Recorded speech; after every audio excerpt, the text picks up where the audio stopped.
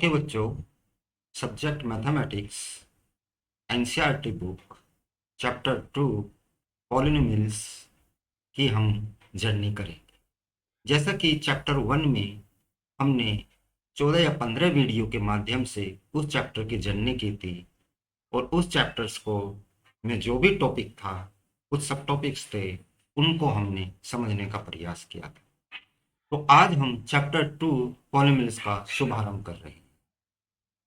तो जैसे कि आप स्क्रीन पर देख पा रहे हो, इस चैप्टर में टोटल 6 टॉपिक्स हैं, जिसमें इसमें जो है फर्स्ट टॉपिक है इंट्रोडक्शन। इस चैप्टर का इंट्रोडक्शन होगा। Polynomials in one variable, zeros of polynomials, remainder theorem and its proof, factorisation of polynomials, algebraic identity. तो इन 6 टॉपिक्स की जर्नी हम इस चैप्टर में करने के लिए जा रहे हैं।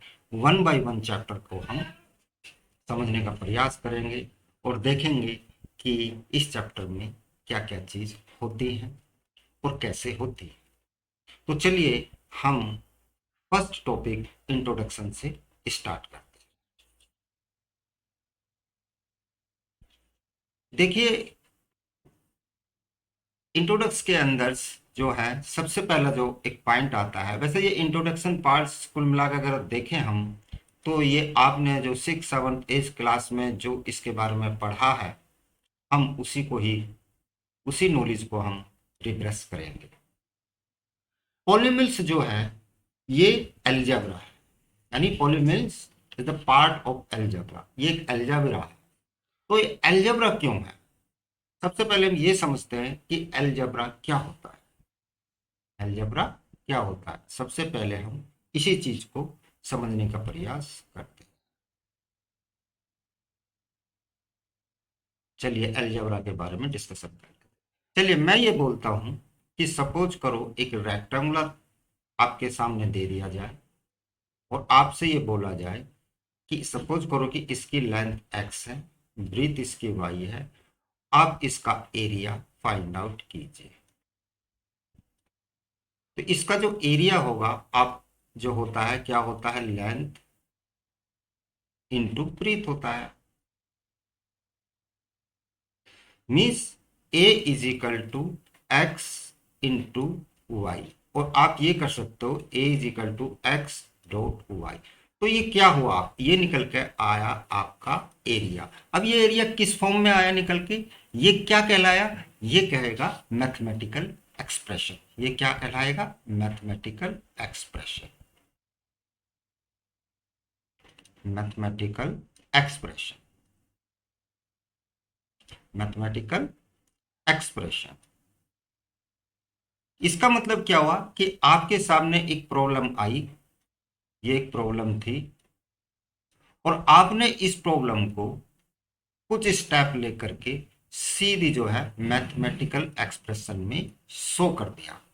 ठीक है, कोई सिचुएशन या प्रॉब्लम आई, एक सिचुएशन थी या प्रॉब्लम मान लो आप इसको, जो आपके सामने आई, आपने उसको कुछ रूल एंड रेगुलेशंस का यूज करते हुए जो है आपने सीधा उसको मैथमेटिकल एक्सप्रेशन में शो कर दिया। इसीलिए ये मैथमेटिकल इसका जो प्रॉब्लम्स को मैथमेटिकल एक्सप्रेशन में रिप्रेजेंट करने को ही हम कहते हैं अलजेब्रा। ठीक है, तो क्या मतलब कि किसी भी प्रॉब्लम को यदि मैथमेटिकल फॉर्म में रिप्रेजेंट कर दिया जाए, प्रॉब्लम हो, आपने इसको रिप्रेजेंट कर दिया, आपने इसको रिप्रेजेंट कर दिया मैथमेटिकल फॉर्म में, रिप्रेजेंट कर दिया मैथमेटिकल एक्सप्रेशन में,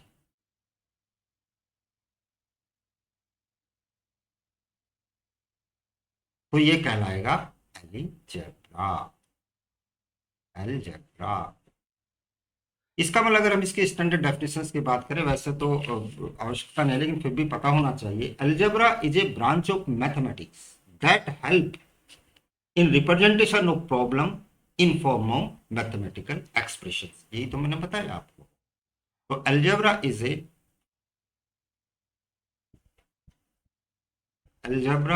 ए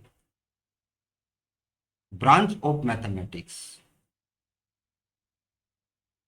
branch of mathematics that help to represent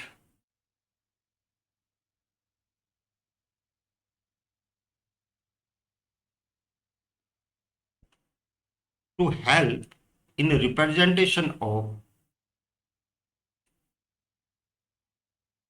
problem. कोई भी प्रॉब्लम है उसको रिप्रेजेंट करता है in form of mathematical expression.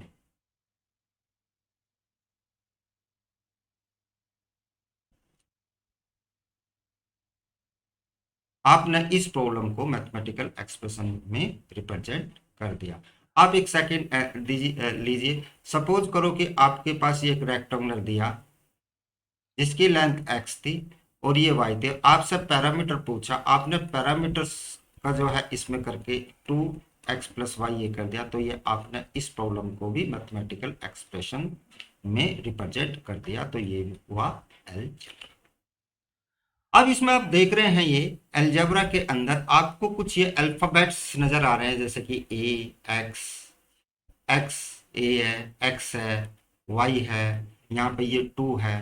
तो ये क्या कहलाते हैं? तो एक्चुअली अलजेब्रा के अंदर जो मेन यूज होता है, दो चीज यूज होती हैं, कांस्टेंट एंड वेरिएबल। क्या यूज होता है? Constant and variable. इन दोनों से ही मिलकर के अलजेब्रा काम करता है। एक तरह से देखा जाए तो ये अलजेब्रा के जो टूल्स हैं वो दो हैं। क्या क्या है?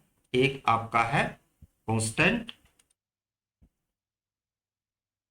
कांस्टेंट, और दूसरा है आपका वेरिएबल। ये क्या होता है? ये इसी अलजेब्रा की टर्म है। कांस्टेंट की यदि बात करें, आप कांस्टेंट के बारे में तो आप जानते ही हो कि जिसकी वैल्यू फिक्स हो, उसमें कोई चेंज ना हो। किसी भी प्रॉब्लम्स में अगर किसी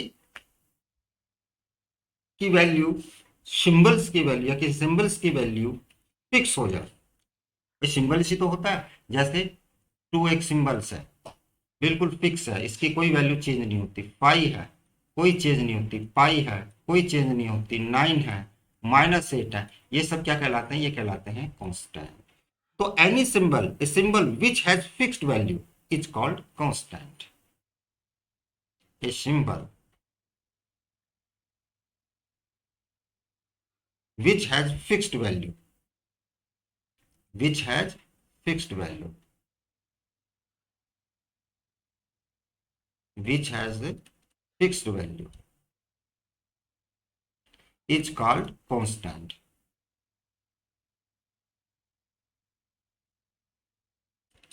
बात समझ आई? ये सब जो है कांस्टेंट है। दूसरा पार्ट आता है इसका वेरिएबल। वेरिएबल में क्या आता है? A symbol which has no fix value.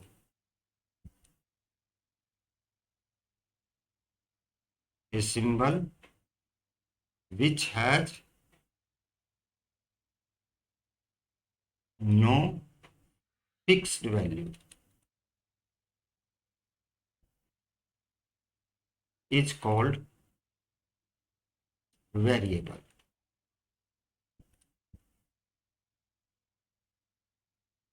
is called the variable, जिसकी वैल्यू फिक्स नहीं है। एग्जाम्पल है, सपोज करो x y z, ये सब वेरिएबल्स है। इसी जो ये वेरिएबल्स है, ये अल्फाबेट्स से डिनोट होते हैं। यहाँ पे भी आप देखेंगे, कहीं पे आप देखें कुछ प्रॉब्लम है वो अल्फाबेट से डिनोट कर देता है, लेकिन वो बाद में ये चीज लिखेगा कि a b और c is equal to constant, वो शो जरूर करेगा उसके अंदर। तो ये इस फॉर्म में भी हो सकते हैं, इस फॉर्म में हो सकते हैं, लेकिन ये x y z alphabet form में ही होगा। सपोज करो कि मैं आपको लिख देता हूं एक 4x। अब आप देखिए इसकी वैल्यू फिक्स नहीं, जैसे जैसे x की वैल्यू चेंज होगी 4x की वैल्यू भी चेंज होगी। मैं जैसे कि मैं बोलता हूं x इज इक्वल टू 1, तो 4x इज इक्वल टू क्या हो जाएगा? 4 इंटू 1 इज इक्वल टू 4। मैं बोलता हूं x इज इक्वल टू 2, तो 4x इज इक्वल टू हो जाएगा 4 into two is equal to 8, x is equal to 3, यानी कि 4x इज इक्वल टू हो जाएगा 4 इंटू 3 इज इक्वल टू 12। इस तरह जो है ये अपना जो है इसकी वैल्यू 4x की वैल्यू चेंज होती चली जाएगी as per the numerical value change. x की वैल्यू जब न्यूमेरिकली में चेंज करेंगे वैसे ही 4x की वैल्यू भी चेंज हो जाएगी, इसलिए 4x क्या है, ये वेरिएबल है, इसकी वैल्यू फिक्स नहीं है। तो ये हमने दो चीज इसके जो मेन है अलजेब्रा में है, कांस्टेंट एंड वेरिएबल, इसके बारे में समझा। अब इसके बाद इसी के अंदर आता, मैंने एक अभी इसमें हमने जो इसमें अलजेब्रा पार्ट में जो पढ़ा था, अगर हम देखें जो अलजेब्रा के अंदर जो भी पढ़ा था हमने, मैथमेटिकल एक्सप्रेशंस एक वर्ड आया था, एक आया था मैथमेटिकल एक्सप्रेशन।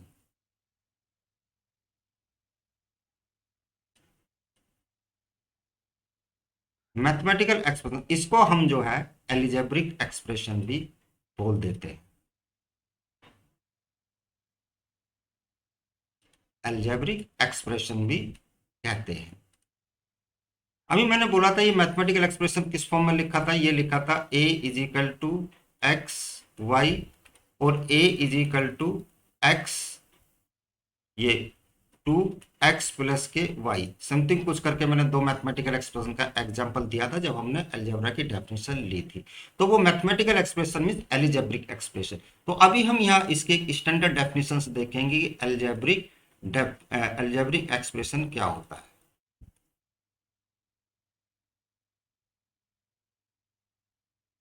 एल्जेब्रिक एक्सप्रेशन, तो एल्जेब्रिक एक्सप्रेशन में क्या होता है कि इसमें तीन चीज यूज होती हैं। एल्जेब्रिक एक्सप्रेशन में तीन चीज यूज होती हैं, ठीक है। तो इसमें कौन कौन सी तीन चीज यूज होती है? फर्स्ट, इसमें एक आपके पास इसमें जरूर होगा एक कांस्टेंट। सेकंड, इसमें होगा वेरिएबल, क्या होगा इसमें? वेरिएबल।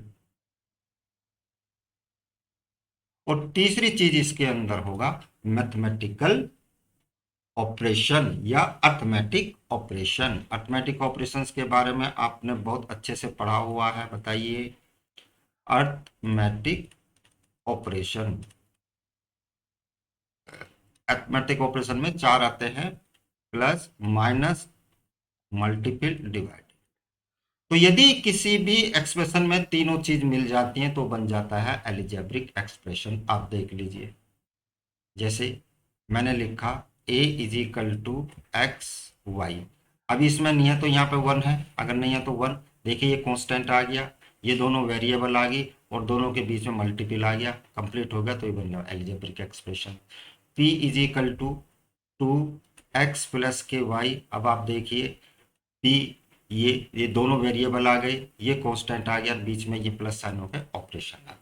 तो जब ये तीनों चीज आ जाती हैं वो बन जाता है एलिजेब्रिक एक्सप्रेशन। तो हम कैसे डिफाइन, एनी मैथमेटिकल एक्सप्रेशन, ये मैथमेटिकल एक्सप्रेशन ही तो है, कंसिस्ट ऑफ, जिसकी चीज का बना होता है, consist of constant, variable and arithmetic operation is called the algebraic expression. तो any mathematical expression,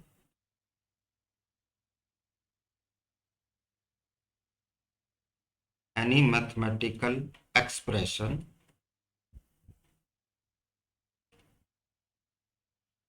which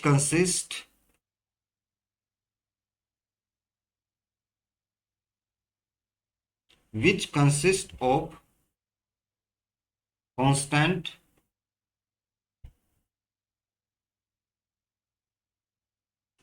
variable and arithmetic operation,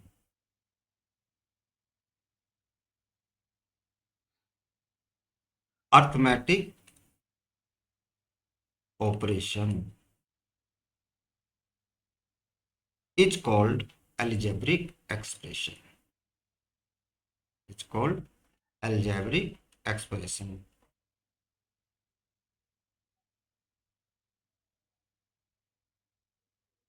जैसे सपोज करो कि इसमें ये लिखा हुआ है, जैसे मैंने ये एग्जांपल दे दिया, और भी एग्जांपल दिए जा सकते हैं। सपोज करो 5 प्लस के 3x, आप देखिए ये वेरिएबल और प्लस आ गया, बन गया मैथमेटिकल एक्सप्रेशन।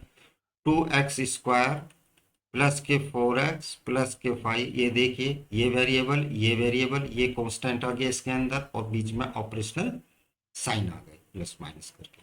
ये देखिए 4x³ माइनस 3x² प्लस के 2x माइनस के 5, ये देखिए ये कांस्टेंट आ गए, 4 3 2 5, ये सब क्या हुआ, ये कांस्टेंट आ गए, कांस्टेंट हो गए। और ये क्या हो गया, ये ये ये वेरिएबल हो गया, और बीच में जो ये जो हुआ ये वाले, ये ऑपरेशनल अर्थमेटिक ऑपरेशन हो गया। तो इस तरह करके हम ये अलजेब्रिक एक्सप्रेशन निकालेंगे। अब इसी अलजेब्रिक एक्सप्रेशंस के अंदर कुछ टर्म्स आती हैं, कुछ ऐसी चीजें आती हैं जिन्हें हमें याद रखना होता है। तो चलिए कौन कौन सी, अगर अलजेब्रिक एक्सप्रेशंस की बात करें, इसमें जो आपको पढ़ने के लिए मिलेगा, चलिए मैं यहीं पे लिख देते हैं। टर्म्स एक आएगी, एक वर्ड आएगा टर्म, ये क्या होता है, ठीक है। चलिए इसके अंदर से मैं ऊपर ही लिख देता हूँ क्योंकि ये रब अप करके।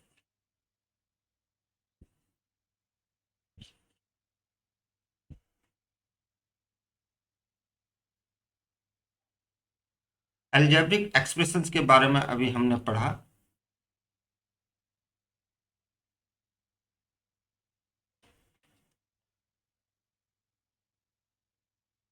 इस अलजेब्रिक एक्सप्रेशंस के अंदर एक आपको दिखाई देगा टर्म, एक आएगा आपके अंदर फैक्टर, एक आएगा आपके पास कोफिशिएंट ऑफ ए टर्म।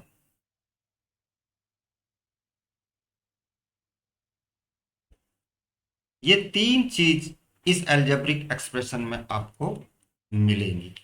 वो कहाँ होती हैं, कैसी होती हैं, चलिए हम देखते हैं। जैसे कि मैंने एक ये बोला था आपको, ये एक 2x प्लस के 5, ये आपके पास एक अलजेब्रिक एक्सप्रेशन है, या आप यूं ये भी बोल सकते हैं x² प्लस के 5x प्लस का 6। ये आपके पास एक अलजेब्रिक एक्सप्रेशन है क्योंकि इसके अंदर वेरिएबल है, कांस्टेंट है, अर्थमेटिक ऑपरेशन भी है। वेरिएबल है, एक ये वेरिएबल है, ये कांस्टेंट है, ये कांस्टेंट है, और अर्थमेटिक ऑपरेशन है। जब ये तीनों चीज हमें मिल गई तो ये बन गया मैथमेटिकल एक्सप्रेशन। अब हम इसके अंदर तीन चीज के बारे में आप बोले थे कि वो कौन सी तीन चीज हैं। एक सबसे पहली है इसमें टर्म। टर्म्स क्या होती है कि आप यहाँ पे ये देख पा रहे हो कि इसमें जो अर्थमेटिक ऑपरेशन से पहले एक चीज है, एक आपको ये सिंबल्स नजर आ रहा है, और उसके बाद भी एक सिंबल्स नजर आ रहा है, ये कहलाती है टर्म्स। जैसे इसके अंदर ये एक टर्म है और ये एक टर्म है, ये क्या कहलाती है, ये है टर्म। इसमें एक ये है, एक ये है, एक ये है, ये कहलाती है टर्म। क्या कहलाती है ये होती है टर्म। तो यानी कहने का मतलब ये है कि इसके अंदर जो पार्ट है, यानी कि इस एलिजेब्रिक एक्सप्रेशन के जो पार्ट हैं, ये जो पार्ट हैं, पार्ट कौन कौन से हैं, 2x है एंड 5 है। और ये किसके, जो दोनों पार्ट जो हैं, ये सेपरेट किसके द्वारा हो रहे हैं, सेपरेटेड बाय अर्थमेटिक ऑपरेशन। नहीं, अर्थमेटिक ऑपरेशन सी प्लस और माइनस, इन दोनों साइन से जो अलग अलग होते हैं वो होते हैं टर्म्स। यानी a various part of the algebraic expression separated by plus or minus sign are called the terms.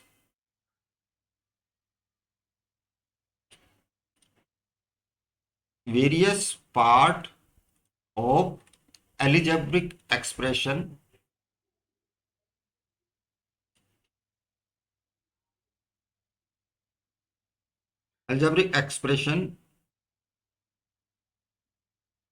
separated by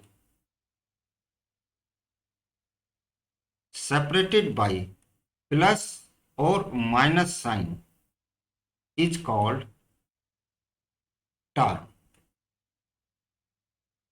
जैसे कि सपोज करो कि ये 2x प्लस के 5 लिखा, तो इसके अंदर कितनी टर्म हुई, इसके अंदर हुई 2 टर्म।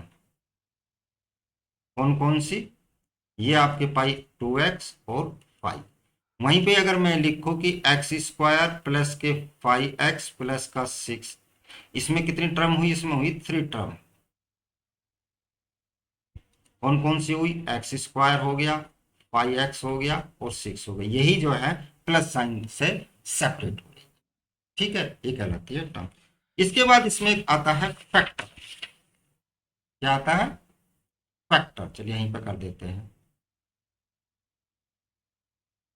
फैक्टर के बारे में आपने ये पढ़ा होगा। सपोज करो कि मैं ये बोलूं कि भाई 8 के क्या बोलते हैं 12 के फैक्टर क्या होंगे, तो आप इसको 1 इंटू 2 इंटू 2 इंटू 3 आप ये लिख देते हैं इसको, है ना। तो ये कहलाते हैं factor.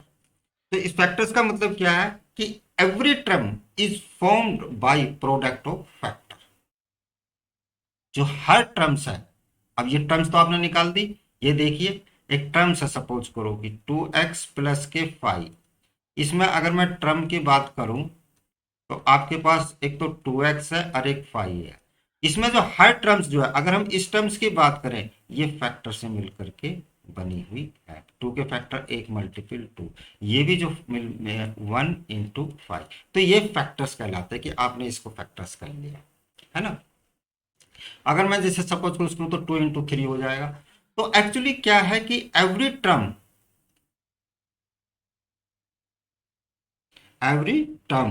Is formed by product of factor.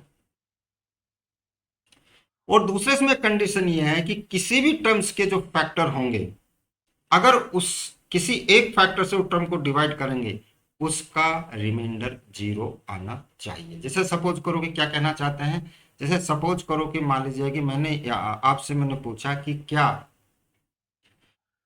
2 is factor of 12। क्या 2 इसका फैक्टर है। एक एक तरीका तो यह है कि आप यहां से करके 1 इंटू 2 इंटू 2 इंटू 3, हाँ है, यस। या दूसरा मेथड ये है कि आप 12 को 2 से डिवाइड कर लो तो आपके पास 6 आ गया, यानी इसका रिमाइंडर जो है वो 0 आ गया। तो इसीलिए अगर किसी का आपको फैक्टर निकालना है कि इस टर्म का ये फैक्टर है कि नहीं, तो उस टर्म को उस फैक्टर्स के द्वारा डिवाइड करके देख लो, यदि रिमाइंडर 0 आ जाता है तो फैक्टर है, अदरवाइज नहीं। नेक्स्ट इसमें चलते हैं coefficient of term.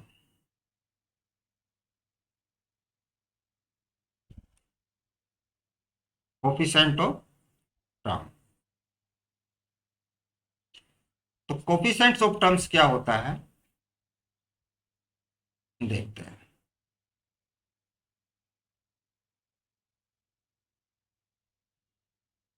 Coefficient of term, फिर अगेन टर्म आ गई। सपोज करो कि ये एक आपका मैथमेटिकल एक्सप्रेशंस था।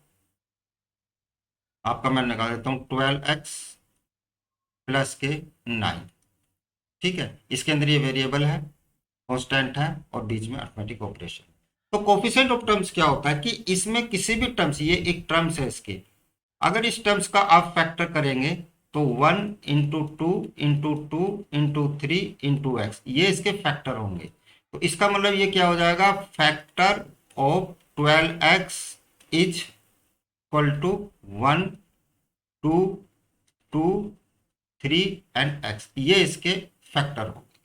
तो कोफिशिएंट क्या होता है, किसी भी एक फैक्टर का जो कोफिशिएंट होगा, बाकी जो फैक्टर बचे होंगे वो होंगे। यानी आपसे ये पूछा गया कि 3 का कोफिशिएंट आप बताइए, कोफिशिएंट ऑफ 3। तो आप क्या करेंगे कि इस 3 को छोड़ करके इसमें जो बाकी बचेंगे, आपके पास बाकी क्या बचा, रिमेनिंग फैक्टर क्या बचे, आपके पास बच गए 1 बचा, 2 बचा, 2 बचा और x बचा। तो इसका मतलब क्या आ जाएगा, 4x। तो इसका मतलब ये है कोफिशिएंट ऑफ 3 जो होगा वो क्या हो जाएगा, 4x। और आपसे पूछा कोफिशिएंट ऑफ x, आपसे पूछा कोफिशिएंट ऑफ x,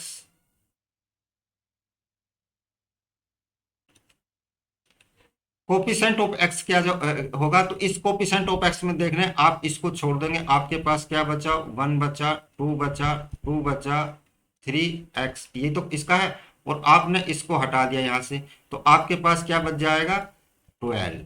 तो इसका मतलब कोफिशिएंट ऑफ एक्स जो हो जाएगा वो 12 हो जाएगा। तो अगर हम इसको डेफिनेशंस की बात करें, any factor of term of N algebraic expression is called coefficient of remaining factor of term. Any factor of term, any factor of term of an algebraic expression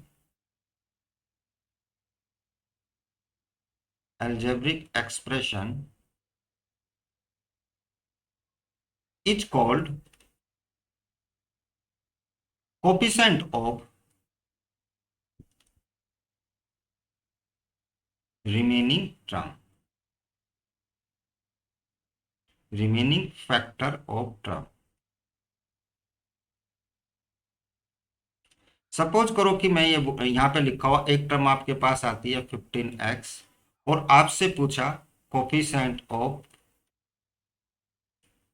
x क्या होगा। आपने यहाँ पे जो देखा कि इसका 1 3 5 इंटू एक्स, ये तो होगा। इसका मतलब ये हुआ कि फैक्टर ऑफ 15x जो होंगे वो क्या हो जाएंगे, 1 हो जाएंगे, 3 हो जाएगा, 5 हो जाएगा। अब वो x का पूछ रहा, इसका पूछ रहा, बाकी आपके पास क्या बचा, 1 3 एंड 5, यानी 1 into 3 into 5 is equal to 15। इसका मतलब इसका जो होगा ये 15 होगा। भाई इसे हटा दिया आपने, बाकी जो बचा वो उसका कोफिशिएंट होगा।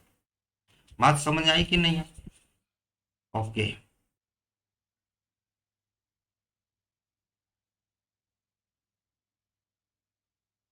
इसमें एक चीज और आती है, like and unlike term. Like and unlike term, ये क्या होती है? लाइक टर्म जो होती है वो होता है सेम वेरिएबल, जिसके वेरिएबल सेम हो, contain same variable, contain same variable. कोई भी मैथमेटिकल एक्सप्रेशन यदि सेम वेरिएबल कंटेन करता है तो होती है लाइक टर्म। जैसे 2x 5x 9x 8x, आप इसमें देखो ये जो वेरिएबल है ये सब सेम है। दूसरा एक में और 5x² 6x², ax², 9x², तो ये देखिए ये जो आपका है ये, चलो 10² मान लेते, तो इसमें भी क्या है, ये वेरिएबल सेम, तो ये भी आपका लाइक टर्म होगी, ये भी आपका लाइक टर्म होगी। ठीक है, समझा? तो eligible expression contain same variable, और अनलाइक टर्म ये होगा जिसमें वेरिएबल सेम ना हो। Do not contain same variable, do not contain same variable, do not contain same variable. जैसे 2x 5x², 9x³ 9x⁴। तो देखिए इसके अंदर आप देख रहे हैं इसमें वेरिएबल डिफरेंट है, तो ये हो जाएगी अनलाइक टर्म। बात समझ में आई? ये आपका, ये सब आप जो है 6th 7th क्लास में पढ़ चुके हैं, बस नॉलेज ब्रश अप की है आपकी। ठीक है। दूसरा इसके अंदर एक और चीज आती है, arithmetic operation of algebraic expressions. ये आपने बहुत अच्छे से पढ़ा हुआ है। अर्थमेटिक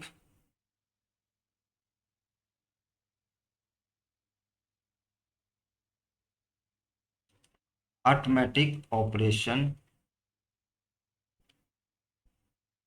ऑफ एल्जेब्रिक एक्सप्रेशन,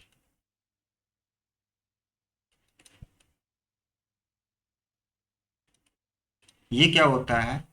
इसके अंदर आपको जो है अर्थमेटिक ऑपरेशन की बात आ गई तो फिर वही plus minus multiple and divide ये आ गया, मतलब कि एडिशन ऑफ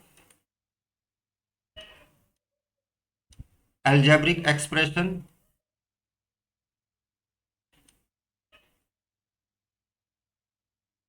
यही आपका अर्थमेटिक ऑपरेशन है, फर्स्ट इसके अंदर होगा। दूसरा इसके अंदर होगा आपका सब्ट्रैक्शन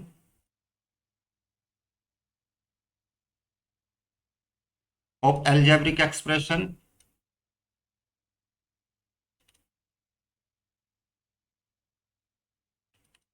ये एक्सप्रेशन एल्जेब्रिक एक्सप्रेशन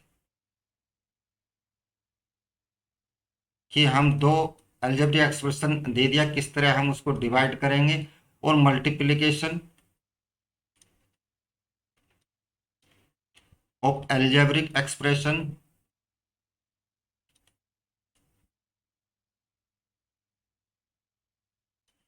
और फोर है डिवीजन ऑफ एल्जेब्रिक एक्सप्रेशन।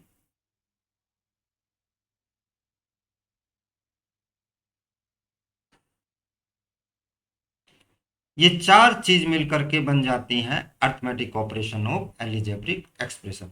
अब ये आप जानते, सपोज करो कि फर्स्ट आप एडिशन है, अब एडिशन बड़े आराम के साथ आप कर सकते हैं। सपोज करो कि आपको ये 2x प्लस का 3 एक टर्म्स दे दी, एल्जेब्रिक एक्सप्रेशन दे दिया, और आपके पास एक 5x प्लस के 9 ये दे दिया। आप इन दोनों को ऐड करना चाहते हैं तो दो तरीके हैं, चाहे तो आप हॉरिजॉन्टली कर लो इसको, चाहे आप इसको कॉलम वाइज कर लो।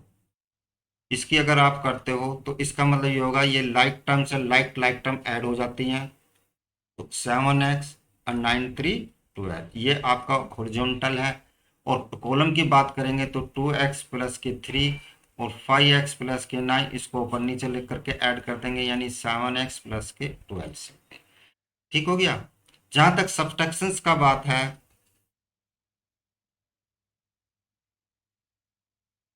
सब्ट्रैक्शंस का बात है, उसके अंदर हमेशा जो है क्या है, we should change the sign. इसमें एक जो मैन है, वी शुड, जो मैन है we should change the sign. किसका साइन चेंज करोगे? Change the sign of algebraic expression, algebraic expression to be subtracted, जिसको सब्ट्रैक्ट करना है, टू बी सब्ट्रैक्टेड। जैसे सपोज करो कि दो टर्म्स आपके पास वही दे दी, ये वाली और ये वाली, कि 2x प्लस का 3 और माइनस का 5x प्लस का 9। ठीक है। और आपने इसका जब देखेंगे, जब आप इसका ब्रैकेट खोलेंगे तो 2x प्लस का 3 माइनस का 5x माइनस का 9, क्योंकि ये आपने खोल दिया तो साइन चेंज हो गया।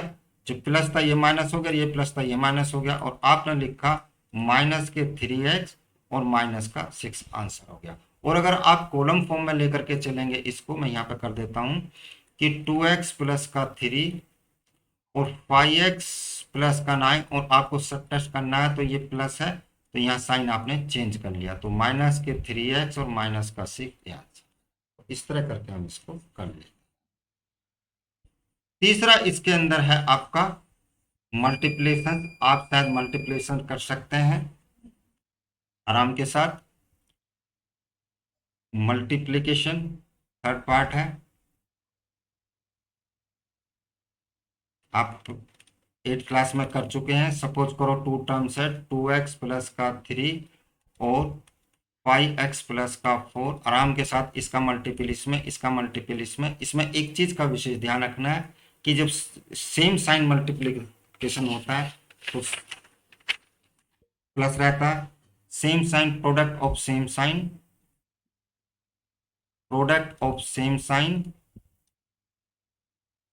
क्या होता है, वो प्लस होता है।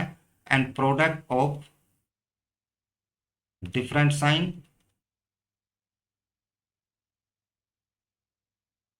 प्रोडक्ट ऑफ डिफरेंट साइन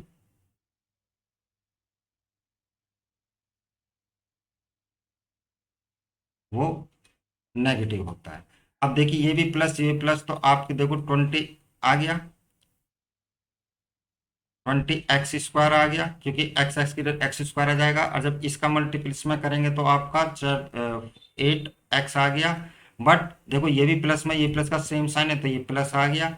अब 3 5 जा 15x, साइन देखिए दोनों के साइन सेम है तो प्लस हो गया, और 12 दोनों के साइन सेम है, ये भी प्लस है, इसके सामने का ये भी प्लस है तो ये प्लस आ गया। इसको जो है अब इसमें कुछ लाइक टर्म्स है, लाइक टर्म्स ऑलवेज ऐड होंगी, तो ये हो जाएगा आपका 23x प्लस का 12, आंसर आ गया।